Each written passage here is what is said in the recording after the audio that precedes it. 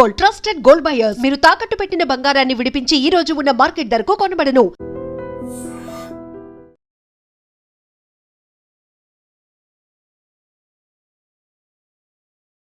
అనకాపల్లిలో జాతర జరుగుతోంది. జాతర అంటే మామూలు జాతర కాదు. వినాయక ఉత్సవాలను ఇంత జాతరగా జరగటానికి ప్రధాన కారణం అనకాపల్లి జిల్లా ఎన్టీఆర్ గ్రౌండ్స్ లో ఏర్పాటు చేసిన 126 అడుగుల ప్రపంచంలోని అత్యంత ఎత్తైనటువంటి వినాయక స్వామి వారి విగ్రహాన్ని ఏర్పాటు చేయడంతో వివిధ రాష్ట్రాల నుంచి కూడా ఈ అత్యంత భారీ గణనాథుని దర్శించుకోవడానికి వస్తున్నారు.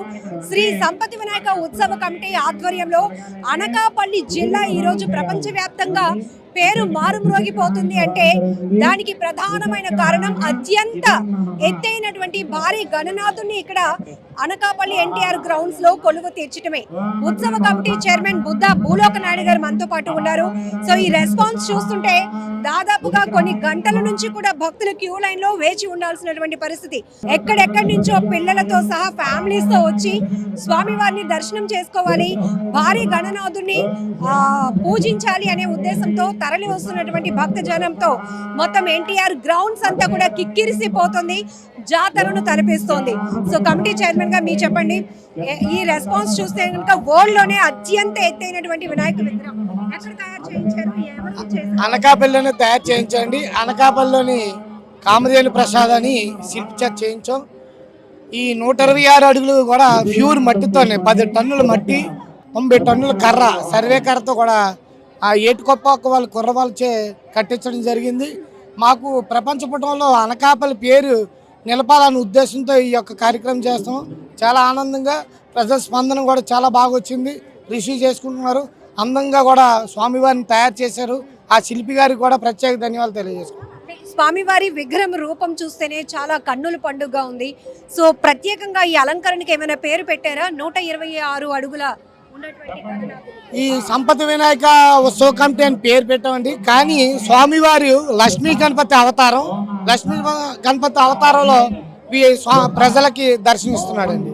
ఎన్ని రోజుల పాటు ఎన్టీఆర్ గ్రౌండ్స్ ఇలాగే కలకలలాడబోతోంది? ఉత్సవాలు ఎన్ని రోజులు జరుగుతాయి?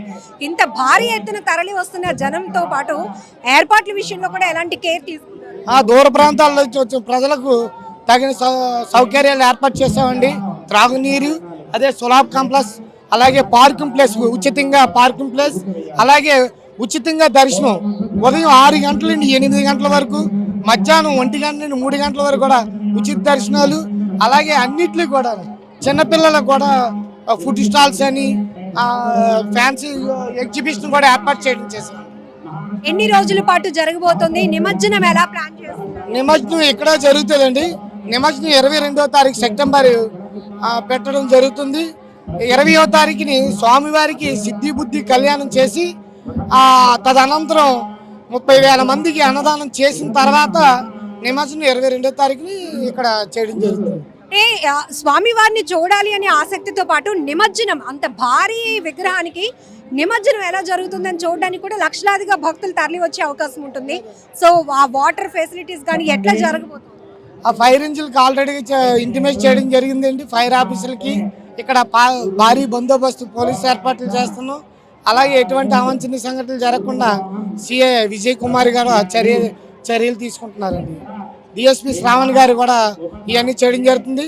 ఈ ఉత్సవ ఏర్పాట్లన్నీ కూడా డైట్ కాలేజీ చైర్మన్ అయినటువంటి దాడి రత్నాకర్ గారి పర్యవేక్షణలో జరుగుతున్నాయండి. సో ఎలా అనిపిస్తోంది? ఆ ఉత్సవ కమిటీ చైర్మన్ గా చాలా పెద్ద బాధ్యతలు తీసుకున్నారు. ఈ ఉత్సవాల ద్వారానే అనకాపల్లి పేరు మరోసారి మారుమ్రోగుతుంది, ఒక వైబ్రెంట్ కనపడుతోంది. నాకు ఎప్పటి నుండో కళ ఉందండి. ఆ కళ ఈ సంవత్సరం నెరవేరింది. చాలా మంది అనుకుంటున్నాం కానీ చేయలేకపోయాం. కానీ ఈ సంవత్సరం ఎట్లాగైనా చేయాలనే ఆలోచనతోనే ఈ కార్యక్రమం చేయడం జరిగింది. నిజానికి అనకాపల్లిలో కొన్ని సంవత్సరాల నుంచి ఉత్సవాలు జరుగుతున్నాయి, వినాయక ఉత్సవాలు. ఎప్పుడు కూడా ఇంత అత్యంత భారీ విగ్రహాన్ని లేదండి. సుమారుగా ₹1 కోటి వ్యయం చేసి ఈ కార్యక్రమాలన్నీ జరుగుతున్నాయండి. అది కూడా ఎవరైనా స్వచ్ఛందంగా ఎవరైనా చేయడం జరిగితే ముందుకు వస్తే వాళ్ళ ద్వారా తదనంతో పూజలు చేయడం.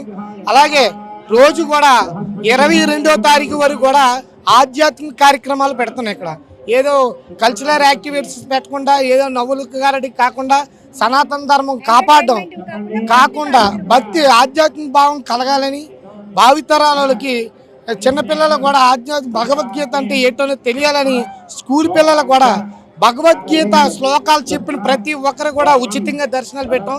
ఎనీ టైం ఎప్పుడొచ్చినా. అలాగే రోజుకొక కార్యక్రమం, గోవు పూజ కానీ, యోగశాల కానీ, అలాగే హోమాలు కానీ, అలాగే ప్రవచనాలు కానీ, ఆదిత్య హృదయాలు కానీ, ప్రతిదీ కూడా మరలా సేవలు, తాడుబుద్ధి సేవలు, అలాగే విజయ్ గణపతి యాత్ర, అవన్నీ కూడా చేయడం జరుగుతుందండి. ఒక్కొక్కటి ఆదివారం ఒక్కరోజే ఇంత భక్తజన సంద్రం కనబడుతోంది అనకాపల్లిలో. ఎంతమంది ఎక్స్పెక్టేషన్? సుమారుగా 20 లక్షల మంది వస్తారని అంచనా అండి. ఈ రోజు నుండి స్టార్ట్ అయింది. వాతావరణం కూడా అనుకూలించలేదు ఆ 4 రోజులు. అందువల్ల మాకు కూడా వాతావరణం కూడా ఈ రోజు అందరూ మాకు సపోర్ట్ చేస్తుంది కాబట్టి ఈ రోజు జనం కూడా రాగా.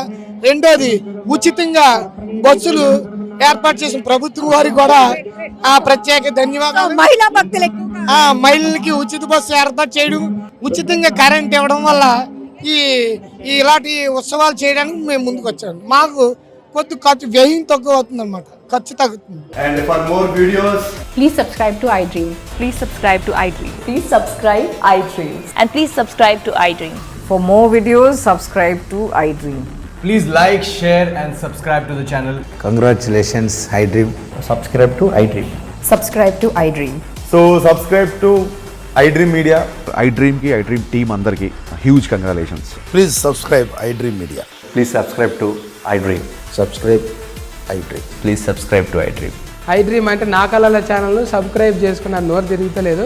మీరైతే గంట గుర్తు కొట్టండి. For more such videos, please subscribe to iDream.